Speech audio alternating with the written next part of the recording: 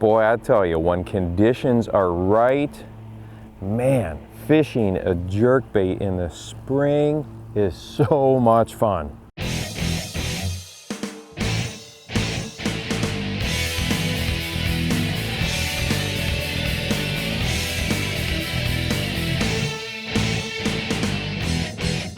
Hi there, welcome to the Bass Fishing Life. I'm your host, Steve Rogers. Before that video gets going, make sure you hit the subscribe button and punch the notification bell, and then take a trip on over to our blog site, thebassfishinglife.com. Thank you so very much.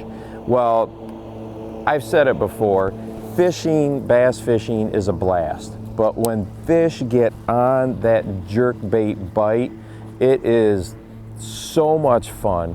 Because there are times when you get those schools fired up where you just catch fish on cast after cast after cast. So what I want to talk about today is just a couple key things to keep in mind when we are jerkbait fishing. Now we're talking specifically with a hard jerkbait or suspending jerkbait for this. The first thing that is really critical is you need to be fairly confident that those fish are shallow, and I don't mean like in a foot of water, but we're talking, you know, less than 15 feet, less than 12 feet, and they're starting to move up into those spawning flats. That is an ideal condition. If those fish are down there 25 feet, 30 feet, jerkbait's not going to be the best choice. So that's the first thing that you want to make sure of, is that you have been seeing some fish shallow, you've been marking some fish shallow, they're getting ready to get up there and get that spawning thing going on. So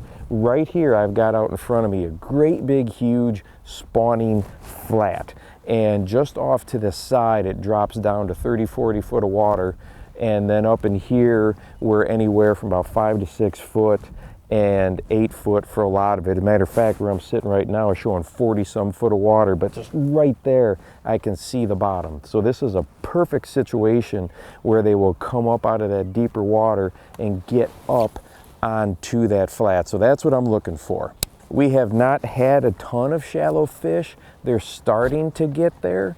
So I'm probably fishing this a little bit prematurely, but I definitely wanted to talk about it because there's a lot of parts of the country where this is something that is very active and it's happening right now. Now the next part for fishing a jerkbait that is so important, and I did a video on this in the fall as well, you need to make sure that you jerk and slash the bait on a slack line. It makes a huge difference. A lot of times anglers will pull the line taut and then go ahead and twitch the jerkbait.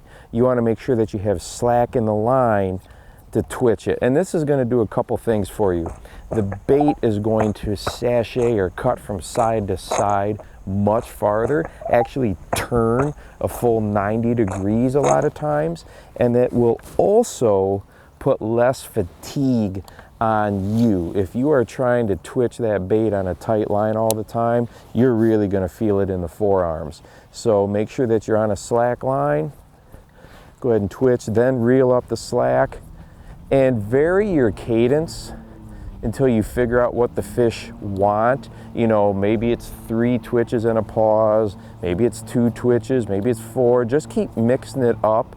And then also the other big variable is how much downtime or how much of a pause do you give in between the twitch. When they're really on this thing, you don't have to pause a whole lot, but that's definitely important to keep varying the retrieve up until you figure out what exactly they want. I like to cast it out there, reel it down a couple cranks to get it to depth, and then start twitching it all the way back. And there are very few presentations out there that are really exhausting, but this is one of them. If you've ever ripped a jerkbait before, it is an exhausting presentation. And as you can tell, I prefer to have my reeling hand off of the rod, and it gives me more flexibility to be able to twitch that bait. And the other thing that you want to make sure you do, reel it down, okay, is use that wrist a lot. If you just go with your arm like this the whole time, which, you know, when they want a really, really big twitch, a big rip on the bait, that works fine, but you can do a lot with your wrist. Okay, so if you start to get fatigued with this, vary between more wrist action and more whole arm action, and you will find that you'll be able to fish this bait a lot longer than you may have before. You're going to want to also vary the different depths of jerkbaits that you use. They've got deep divers out there, they got the shallow runners, but this is a bait that when you're having a hard time getting a bite with those shallow fish, man, they just react to it. They cannot stand it. And there's been several times where in this exact location that I've come out in the springtime and just caught a lot of fish on a jerkbait. You will catch a lot of small ones on this, there's no doubt about it, because it gets that whole school going, but you can catch some big fish on this as well. So probably the biggest keys for fishing this in the springtime is, one, make sure that you're pretty positive that those fish are up shallower than 15 feet. Very critical.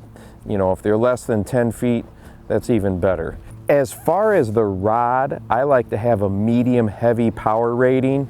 I've tried using like a medium power rated rod, and when you're trying to get that maximum twitch out of the bait, if it's got too much give up in the tip, it just too much bouncing and vibrating, you get the line all wrapped around it. So I really like the medium heavy power rating, because you want to get to that backbone a little bit quicker. Okay, so the right rod is very important, and depending how tall you are, having a rod that's a little bit shorter is not a bad idea, because when you're twitching it, you want that rod tip down by the water.